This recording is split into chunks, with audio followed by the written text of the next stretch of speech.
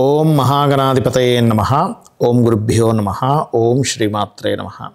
పరమేశ్వర స్వరూపమైనటువంటి జ్యోతిష, వాస్తు మరియు ఇతర అనేకమైనటువంటి శాస్త్రములను మనకు అందించినటువంటి మహర్షులకి నమస్కారం. హయగ్రీవ హయగ్రీవ హయగ్రీవేతియోపధేత్తస్య నిస్సరతే వాణి జహ్నుకన్యా ప్రవాహవత్. అరుణాం కరుణాతరంగితాక్షీం ధృతపాశాంకుశపుష్పబాణచాపాం అనిమాదిభిరావృతాం మయూకైః అహమిత్యేవ విభావయే భవానీం. శ్రీమాత్రే నమః. ప్రేక్షకులకి ఆ లలితాంబిక అమ్మవారి యొక్క అనుగ్రహం పరిపూర్ణంగా కలగాలని మనస్ఫూర్తిగా కోరుకుంటూ మనం ఈరోజు శ్రీ విశ్వవసునామ సంవత్సరంలో ద్వాదశ లగ్నముల వారికి, లగ్నం తెలియని వారి రాశి నుంచి చూసుకోండి, రాశుల వారికి ఏ విధమైనటువంటి ఫలితములు ఉన్నాయి, అదేవిధంగా ఏ విషయాల పట్ల జాగ్రత్త వహించాలి, మరియు ఎవరెవరు ఏ దేవత ఆరాధన చేసుకుంటే బాగుంటుంది అంటే అందరూ సకల దేవతలను ఆరాధించవచ్చు. కాకపోతే మీ పంచమాధిపతి ఎవరు, పంచమంలో ఇప్పుడు సంచరిస్తున్నటువంటి గ్రహం యొక్క అధిష్టాన దేవత ఎవరు అనేటువంటి విషయాలు చెప్తుంది నేనైనప్పటికీ కూడా చెప్పిస్తుంది సాక్షాత్ లలిత అమ్మవారిగా భావిస్తూ ఒక్కొక్క లగ్నము లేదా రాశి నుంచి మనం తెలుసుకుందాం. కుంభలగ్నము, కుంభరాశి. కుంభం వారికి కనుక చూసుకున్నట్లయితే ప్రధానంగా ఇక్కడ కుంభం వారికి రాశిలో ఉన్నటువంటి శని భగవానుడు 2వ స్థానంలోకి మారాడు. అంటే ఇంతకు ముందు కంటే చూసుకున్నట్లయితే ఈ విశ్వవసునామ సంవత్సరం నుంచి స్ట్రెస్ చాలా మటుకు పక్కకి తీసి పెట్టినట్టుగా ఫ్రీ అవుతారు. కాకపోతే ధనస్థానంలో అధిక గ్రహాలు ఉన్నందుకు మీకు పరిపరి విధములుగా ధనం యోగం అనేటువంటిది ఉంది. కాకపోతే 3వ అధిపతి అయినటువంటి కుజుడు మొదటి 2 నెలలు నీచంలో ఉన్నందుకు సహోదర వర్గంతో లేదా ఏదైనా తెలిసిన వారితో కమ్యూనికేట్ చేసేటువంటి విషయంలో కొంత డిస్టర్బెన్స్ అనేది రానుంది. కాబట్టి కాస్త జాగ్రత్తగా ఉండండి. ప్రాపర్టీ పరంగా ధనయోగాలు, ఎందుకంటే 2వ అధిపతి 4వ అధిపతి పరివర్తన యోగంలో ఉన్నాడు కాబట్టి ప్రాపర్టీ మూలంగా ధనయోగం అనేటువంటిది ఇస్తాడు, అందులో ఎటువంటి సందేహం లేదు. మరియు ఈ మే 15 తర్వాత ఎప్పుడైతే ధనాధిపతి పంచమ స్థానంలోకి వెళ్తున్నాడో మీ యొక్క సంతానం ఏదైనా వ్యాపారం ద్వారా కలిసి రావడం వారికి అనేటువంటిది చాలా స్పష్టంగా గోచరిస్తుంది. మీరు ఏదైనా వివాహ సంబంధించిన నిర్ణయాలు తీసుకోవాలి అని అనుకుంటే జూన్ లోపలే తీసుకోండి. జూన్ వచ్చింది అంటే మీ యొక్క కుంభరాశిలోకి రాహు, సప్తమంలో కేతు ఉంటాడు. ఈ లగ్న సప్తమాల్లో ఎప్పుడైతే రాహుకేతువులు ఉంటారో ఇది కొంతవరకు ఇబ్బందికరమైన వాతావరణం దారితీస్తుంది. పార్ట్నర్షిప్స్ విషయంలో కానివ్వండి, ఏదైనా కానివ్వండి.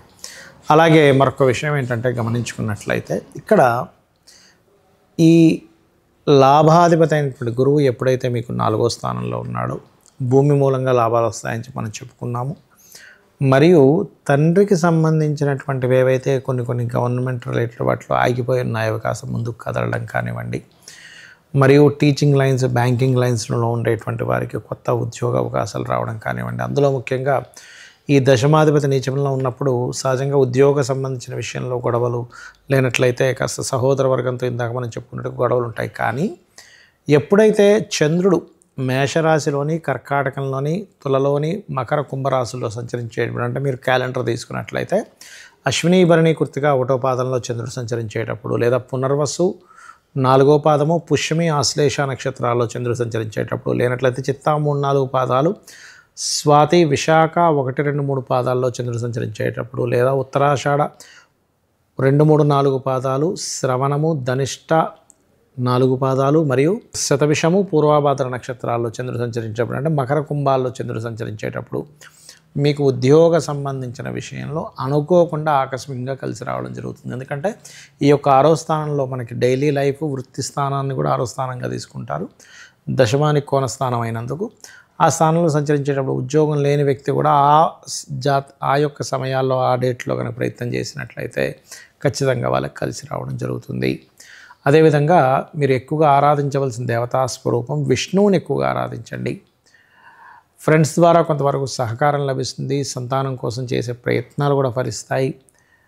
ఇక మీరు విష్ణు ఆరాధన చేసుకుంటూ కాస్త సుబ్రహ్మణ్యేశ్వర స్వామి ఆలయంలో కుంకుమ లేదా ఎర్రటి పుష్పాలను నిత్యము ఇస్తూ ఉండండి.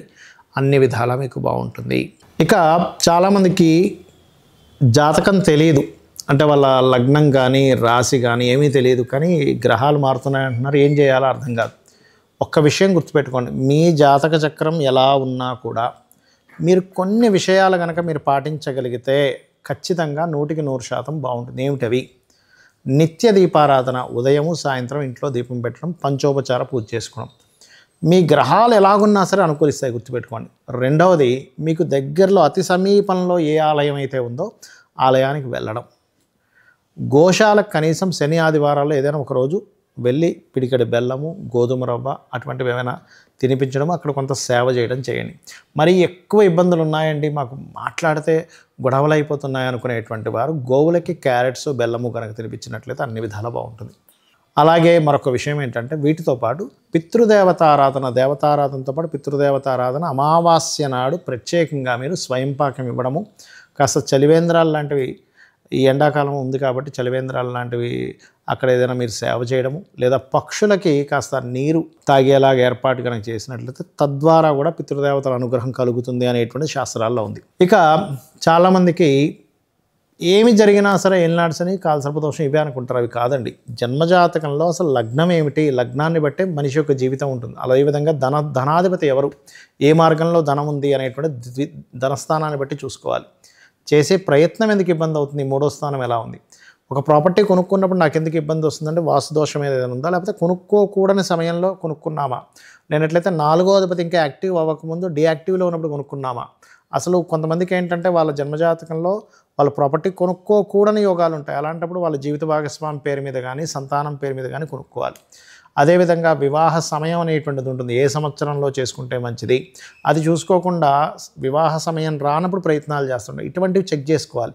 అదేవిధంగా సంతాన సమయం కావచ్చు, వివాహ సమయం కావచ్చు. మరి కొంతమందికి ఇక్కడ ఉండి మీరు ఉద్యోగం చేస్తే బాగుంటుంది. కొంతమందికి విదేశాల్లో అంటే ఏంటి, దశమాధిపతి 12వ అధిపతి లేదా ధనాధిపతి 12వ అధిపతి కలయికలు ఉంటాయి. అలాంటప్పుడు విదేశీ ధనయోగం ఉంటుంది. అది కొంతమందికి స్వల్పంగా కొంతకాలం వచ్చి వెళ్ళిపోతుంది. అది ఎలా ఉందనేటువంటి చెక్ చేసుకోవాలి. మరి కొంతమందికి వ్యాపార యోగాలు ఉంటాయి, జాబ్ చేసే యోగాలు ఉండవు. అంటే 11వ స్థానాధిపతి లేదా శనికేతువుల యొక్క కలయిక, ఇట్లాంటి కాంబినేషన్స్ ఉంటాయి. అలాంటి వారు ఆ యొక్క కాంబినేషన్ ఎలా ఉంది ఏమిటనేది చెక్ చేసుకోవాలి.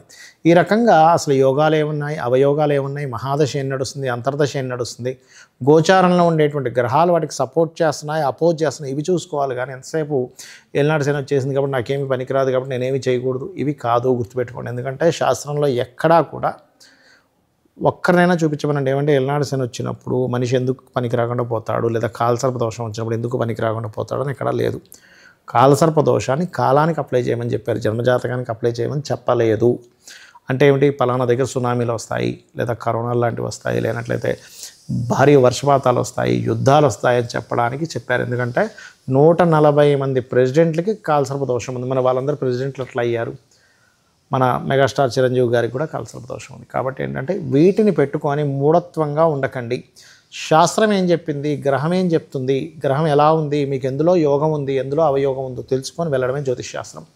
అయితే ఇవన్నీ ఒక ఎత్తు అయితే, మన జన్మజాతకం ఎలా ఉన్నా కూడా అమ్మవారి పాదాలను ఆశ్రయించి మనం చేసే పని ధర్మంగా చేసుకుంటూ వెళ్ళిపోయామా, అమ్మవారే మొత్తం చూసుకుంటుంది. మనకి గతంలో ఏదైతే క్రోధీనామ సంవత్సరంలో అనేకమైన గొడవలు జరిగాయో, ఈ విశ్వవసునామ సంవత్సరంలో కొంత తగ్గుతుంది. కాకపోతే విశ్వవసునామ సంవత్సరం ప్రారంభమే జలరాశులు అధిక గ్రహాలు ఉన్నాయి కాబట్టి ఎండాకాలంలో విపరీతమైన వర్షాలు పడడం, ప్రళయాలు రావడం, నేవీ లాంటి వాటిల్లో ఉండేటువంటి యుద్ధ సంబంధించినటువంటి వాళ్ళకి కొంత ఇబ్బంది రావడము, ఇటువంటివి కొంత వస్తూ ఉంటాయి. ముఖ్యంగా గుర్తుపెట్టుకోండి. అంతేగాని కరోనా లాంటిది ఏదో వచ్చేస్తుంది ఈ షష్టగ్రహ కూటం వల్ల అంటున్నారు, అటువంటిది ఏమీ రాదు. ఏదో చిన్న చిన్న ఇబ్బందులు, షేర్ మార్కెట్ సడన్గా కొలాప్స్ అవ్వడము, మళ్ళీ సడన్గా రైజ్ అవ్వడము, ఇటువంటివి జరుగుతాయి. కొన్ని దేశాలకి ఆర్థిక మాన్యం వస్తుంది, గుర్తుపెట్టుకోండి. ఇటువంటివి జరుగుతాయి కానీ మరొకటి ఏమీ కాదు. అదేవిధంగా ఈ సంవత్సరానికి అధిపతి రవి కాబట్టి దాని మీద కేతు సంచారం జరుగుతుంది కాబట్టి పెద్ద పెద్ద నాయకులు మార్పులు చెందుతారు. కొంచెం పెద్ద స్థాయిలో ఉండేటువంటి కొంత పీఠాధిపతులకు కూడా శని రాహువుల యొక్క కలయిక మీనరాశిలో ఉన్నందున వాళ్ళకు కొంత ఇబ్బంది కలుగుతుంది. అయితే ఏదేమైనా అమ్మవారిని, మీ ఇష్టదైవాన్ని మీరు గనక ప్రార్థిస్తూ నిత్యము ఉన్నట్లయితే, ధర్మబద్ధంగా ఉన్నట్లయితే ఆ యొక్క భగవంతుడే మనల్ని కాపాడాలని మీ అందరూ సుఖ సంతోషాలతో బాగుండాలని మనస్ఫూర్తి కోరుకుంటూ శ్రీమాత్రే నమః.